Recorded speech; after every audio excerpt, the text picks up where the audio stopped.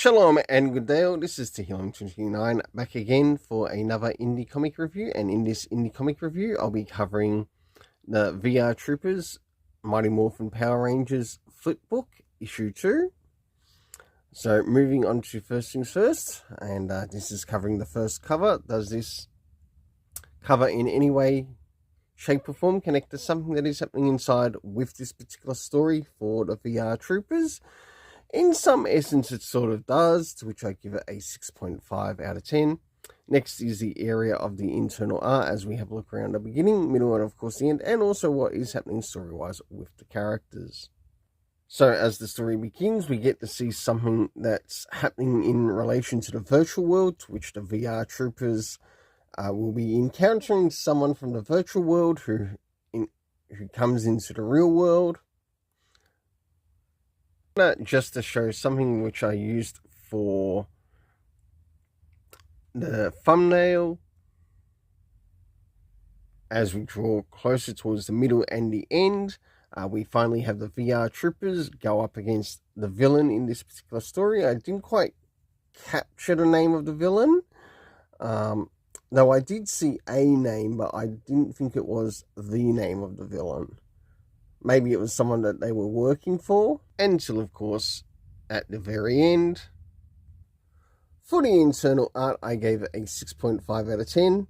Next is the area of the story rating, which consists of time, location, and cast. Starting off with the area of time, did we get anything time-wise? No, we didn't. Next is the location, to which we had the virtual world as well as the real world being shown in this story. And of course the key cast of characters consisting of Ryan Steele, Caitlin Scott, and JB Reese, along with someone known as Ivor. My overall rating for it is a 6.5 out of 10. Next is to move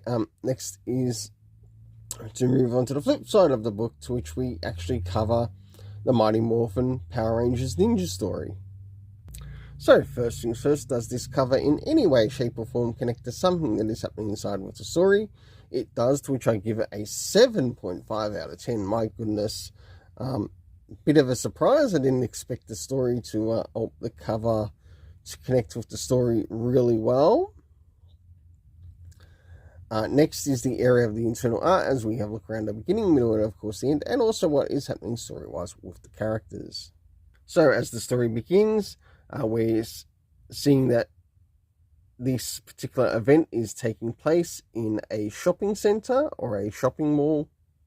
And as things get a little bit crazy, we have the yellow and the pink ranger that need to sort of like get their head together and move on, taking on the villains that Zed has created.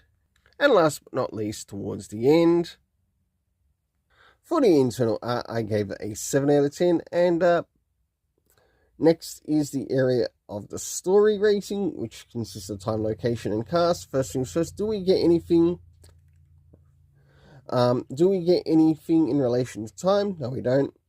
Next is the shopping center, the location, which is at the shopping center in Angel Grove. Next is the cast of characters, to which Tommy, Kimberly, Rocky, Aisha, Billy, Adam, Zordon, Alpha, and Zed. Even though we only got to see some minimal of those characters, the overall story rating for this is a 7.5 out of 10. Until then, let's keep it colourful and have yourself an awesome day.